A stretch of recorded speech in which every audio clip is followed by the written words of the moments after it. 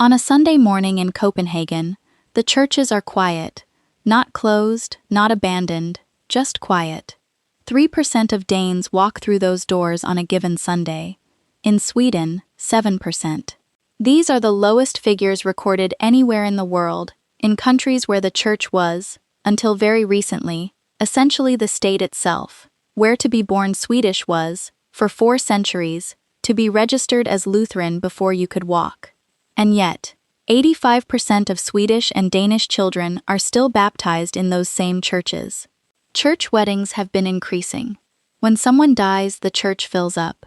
At Christmas, at Easter, at the specific moments a life turns on its axis, people who haven't sat in a pew in 30 years find themselves there, singing songs they stopped believing and feeling something they cannot quite name.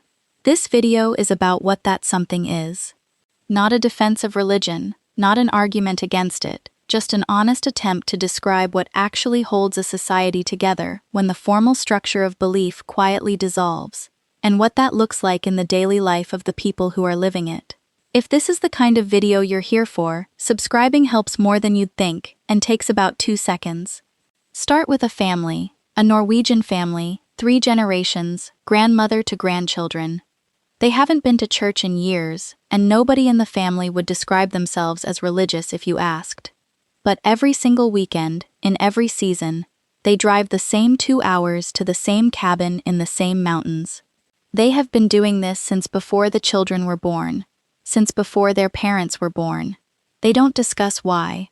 If you press them, they might say it's tradition, or that they like the quiet, or that it's good for the children to be outdoors. None of these answers are wrong. None of them are quite complete either. What they are doing, though nobody has given it a name, is observing something older than the working week, a weekly withdrawal from ordinary life, a return to something quieter than the city, a place that exists outside the logic of productivity and progress, where the phone doesn't work well and the pace of the day is set by weather and fire rather than schedule and deadline. The cabin is not a holiday, it is a practice. Other families do different versions of the same thing, the Sunday walk that has happened in the same direction for 20 years. The allotment garden, where 3 generations have grown the same vegetables since the grandfather built the beds. The summer house that needs the same repairs every spring, and gets them, not because anyone particularly enjoys painting window frames, but because the act of returning and tending is the point rather than any particular outcome of the tending.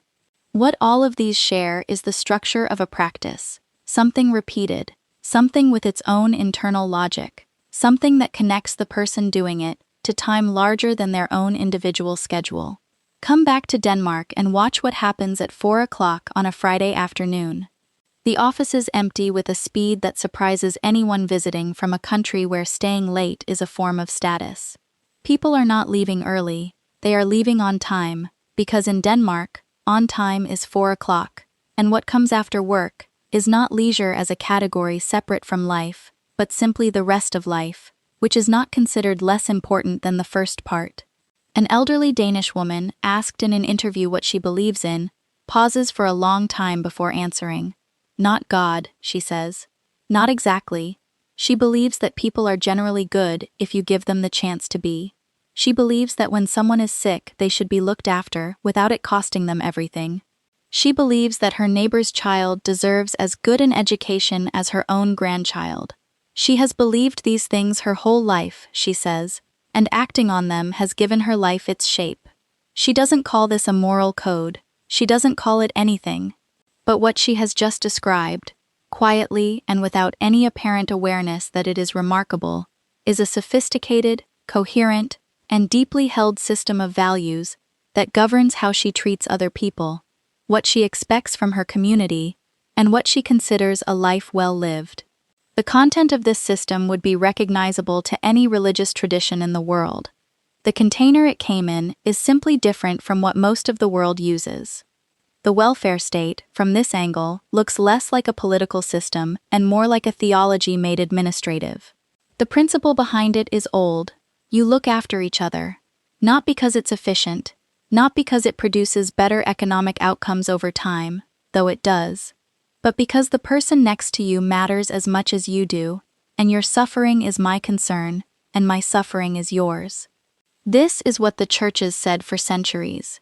In Scandinavia, somewhere in the 20th century, the society decided to mean it more literally. What makes this interesting, rather than simply admirable, is the mechanism. A tithe, in the old sense, was a tax in the name of God, a portion of what you produced, given to the institution that administered collective care. A Nordic income tax rate that funds universal health care, free education, and a safety net for anyone who falls, is structurally identical. The administration is secular. The accountants replace the clergy. But the underlying transaction, the individual giving a portion of what they have, so that strangers they will never meet can have what they need, has not changed in any essential way. The theology was removed. The structure was kept. I built the Scandinavian reset around some of these ideas in their practical, daily form. If you're interested in that, it's in the pinned comment, or directly at www.scandinaviansecrets.shop. There is a ritual in Sweden, observed with a seriousness that might surprise someone who thinks Swedes are reserved, called fika. It is coffee and something to eat, shared with other people, at a specific time, in the middle of the working day. This sounds like nothing remarkable. It isn't, quite. It is a pause that is protected as a social obligation in a way that is difficult to explain to someone who has never worked in a Swedish office. You do not skip fika. You do not eat at your desk and call it fika. You stop, you sit with other people, you talk about things that are not work, and then you return. The structure of this, a communal pause, a gathering, a shared consumption of something simple, is so similar to the structure of a religious ritual that the parallel is almost funny. Nobody planned it this way. It simply emerged and stayed. In December, something extraordinary happens across the whole of Scandinavia. A country that barely attends church puts candles in every window, lights a specific candle on each of the 4 Sundays before Christmas, observes the longest night of the year, with fires and food and gathering. The darkness that descends on these latitudes in winter is not incidental background. It is a Thames actual physical event that the culture has been responding to for 1,000 years, first with Christian ceremony, then with a kind of ceremony that is no longer called Christian, but carries its bones inside it. A Swedish friend, describing the week before Christmas, uses the word sacred. She catches herself and laughs a little, because she is not religious, because she would not normally use that word, but she cannot find another one that fits. What she means is that this week has a quality to it that ordinary time does not. That there are things you do and things you don't, rhythms you observe, a feeling in the house that is different from the feeling in the house in February. This is what sacred means when it has been emptied of theology and filled back up with culture. The container changed, the feeling stayed. This particular quality of December in Scandinavia is worth dwelling on for a moment, because it shows how old the thing underneath is. Before it was Christian, the midwinter darkness in the far north was already a religious event. The return of light was already a cause for ceremony.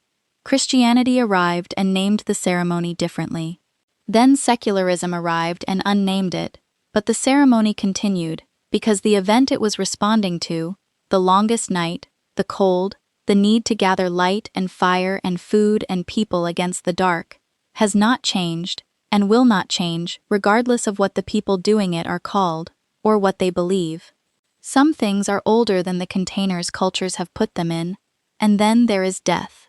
If you want to understand what a culture actually believes, look at how it handles death, because that is where the formal answers dissolve and only the real ones remain. In Scandinavia, death is handled with a directness that people from more avoidant cultures often find startling. The Swedish practice of going through the home of an elderly parent before they die, returning objects to people who gave them, deciding what will happen to things, rather than leaving it as a problem for grief to solve, is practical in the way that most Scandinavian things are practical. But it is also something else. It is a relationship with mortality that does not require the promise of anything after it to be livable. The life was real, the objects mattered, the people who receive them will remember. That is enough. There is a word in Danish, påfyldt, that means something like filled up, and it is used to describe a life that has been lived fully, rather than merely long. A life that has påfyldt is a life whose people have been loved, whose work has mattered, whose objects can now be returned with a story attached. The Swedish custom of sorting through the home before death is not morose. It is the final act of someone who has taken their life seriously enough to tidy up after it.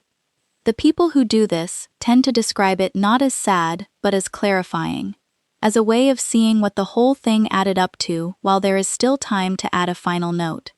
This is perhaps the most really radical thing about secular Scandinavia, and the thing this video is least able to fully describe. Most cultures have managed their fear of death through religion, through the promise of continuation, of reunion, of meaning that extends beyond the biological end. Scandinavia has arrived at a place, largely, where that promise is not being made, and where the anxiety that drives most cultures toward that promise is simply lower than elsewhere. Whether this is wisdom or loss is a question the data cannot answer. The happiness indices say one thing. The researchers who study meaning and spirituality say they are measuring different things. A person can be very happy and spiritually empty. A person can be spiritually rich and not happy at all. Whether Scandinavia has found a way to meet the deepest human needs without the container that most of human history has used to carry them, or whether it has simply traded one set of problems for another, is notably, honestly, an open question.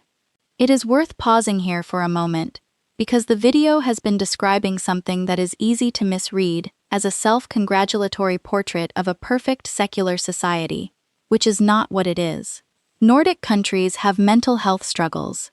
They have loneliness. They have suicide rates that complicate the happiness statistics. They have inequality and immigration tensions, and teenagers on screens, and all the problems that come with being a wealthy modern society in 2025. None of what this video has described is a solved problem. It is a set of responses to old human needs that are working better than many alternatives, in specific ways, for specific reasons, without being anywhere close to complete. What is not open is this. Something is working here.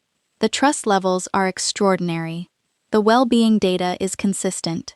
The people, when asked whether their lives feel meaningful, answer yes, at rates that should embarrass societies with far more active religious lives. And whatever the explanation is, it is not located in a building with a spire and a Sunday service time. It is located somewhere in the daily texture of how these people move through the world, how they treat each other, what they protect, what they show up for, and what they leave behind when they go. All the sources and data referenced in this video are listed in the description below. If this gave you something to think about, following the channel means a lot. Drop your thoughts in the comments. I read every single one. Och som alltid, vi ses nästa gång.